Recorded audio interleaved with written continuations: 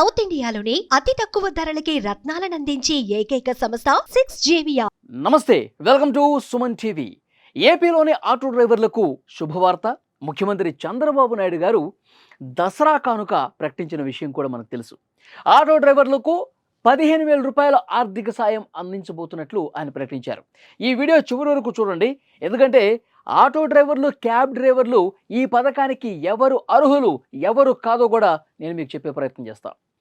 అయితే వాహన మిత్ర కింద రాష్ట్రంలో ఆటో డ్రైవర్లకు ప్రతి ఏటా 15,000 రూపాయలు అందిస్తామని ప్రకటన వచ్చింది. ఈ ఏడాది దసరా రోజున 15,000 రూపాయలు ఇస్తామని అనంతపురం సభలో ఆయన ప్రకటించారు. అలాగే 2.5 లక్షల ఆరోగ్య బీమా సౌకర్యం కల్పిస్తామని ప్రకటించారు.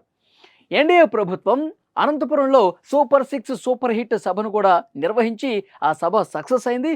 అదే సభలో ఆటో డ్రైవర్ల సంక్షేమం కోసం సీఎం 15,000 రూపాయలు అందిస్తామని ప్రకటన చేశారు. ఇక ఏపీలో స్త్రీ శక్తి పథకంలో భాగంగా మహిళలకు ఉచిత బస్సు ప్రయాణం కల్పిస్తున్న విషయం మనకు తెలుసు. ఉచిత బస్సు పథకం అమలుతో ఆర్టీసీ బస్సులో ఆక్యుపెన్సీ పెరిగింది, మహిళా ప్రయాణికుల సంఖ్య పెరిగింది. దీంతో తమ ఉపాధికి గండి పడిందని, తమ కుటుంబాలను పోషించుకోవటం భారంగా మారిందని ఆవేదన వ్యక్తం చేశారు. చాలా చోట్ల నిరసన కార్యక్రమాలు చేశారు. ప్రభుత్వమే తమను ఆదుకోవాలని ఆటో డ్రైవర్లందరూ కూడా వినతి పత్రం ఇచ్చి కోరిన పరిస్థితి కూడా ఉంది. ఈ నేపథ్యంలోనే ముఖ్యమంత్రి చంద్రబాబు నాయుడు గారు ఈ నిర్ణయం తీసుకున్నారు. చాలా స్పష్టంగా ప్రకటన కూడా చేశారు. అయితే ఇక్కడ ఎవరు అర్హులు, ఎవరు కాదు, ఒక్కసారి మీకు ఆ నిబంధనలు కూడా చెప్పే ప్రయత్నం చేస్తా. ఆటో క్యాబ్ యజమానే డ్రైవర్గా ఉండాలండి. ఎవరైతే ఆటో క్యాబులు తోలుతారో దానికి వాళ్ళే ఓనర్స్ అయి ఉండాలి, వాళ్ళే డ్రైవర్ అయి ఉండాలి. ఇతర గూడ్స్ వెహికల్స్ ఉంటాయి కదా, గూడ్స్ సరుకులు తీసుకెళ్లే వెహికల్స్, వాటికి ఏమాత్రం కూడా ఈ పథకం వర్తించదు. ఆధార్, తెల్ల రేషన్ కార్డు కలిగి ఉన్న కుటుంబంలో ఒక్క వాహనానికి మాత్రమే నగదు జమ చేస్తారు. ఎవరైతే పథకానికి అర్హులంటే తెల్ల రేషన్ కార్డు ఉండాలి, అలాగే ఆధార్ కార్డు కలిగి ఉండాలి. ఆ కుటుంబంలో ఒకరికి 3-4 వెహికల్స్ ఉంటే రాదు, ఒక వెహికల్కి మాత్రమే ఆ కుటుంబంలో వస్తుందన్నమాట.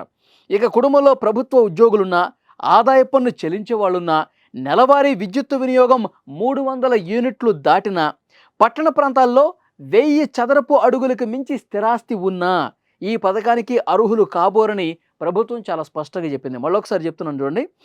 ఆదాయ పన్ను చెల్లించే వాళ్ళున్నా, ఇంట్లో గవర్నమెంట్ ఉద్యోగులున్నా, నెలవారీ విద్యుత్ వినియోగం 300 యూనిట్లు దాటినా, పట్టణ ప్రాంతాల్లో 1000 చదరపు అడుగులకు మించి స్థిరాస్తి ఉన్నా కానీ ఈ పథకానికి అర్హులు కాదు.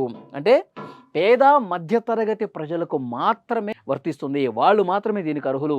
వాళ్ళకే కొంత ఇబ్బంది ఉంటుంది కాబట్టి వాళ్ళ జీవనోపాధి మెరుగ్గా ఉండటం కోసం ప్రభుత్వం ఈ పథకాన్ని తీసుకొచ్చింది. కాబట్టి అర్హులకు మాత్రమే అందజేస్తామని చెప్పారు. మరి గతంలో జగన్మోహన్ రెడ్డి గారు ఉన్నప్పుడు సేమ్ ఇదే పథకాన్ని అమలు చేశారు. ఆల్రెడీ ఒక లిస్ట్ ఉంది. ఆ లిస్ట్ని మళ్ళొకసారి పరిశీలిస్తారు. నిజంగా వీళ్ళల్లో అర్హులు ఎంతమంది ఉన్నారు కాదని చెప్పి ఈ ప్రభుత్వం కూడా ఒకసారి పరిశీలన చేస్తుంది. ఆ తర్వాత 17 నుంచి దరఖాస్తులు స్వీకరించి అక్టోబర్ 1వ తారీఖున టెన్షన్గా ఎవరైతే అర్హులు ఉన్నారో వాళ్ళందరికీ కూడా 15,000 రూపాయలు నేరుగా వాళ్ళ అకౌంట్లో వేయడానికి డెసిషన్ రెడీ అయిపోయింది.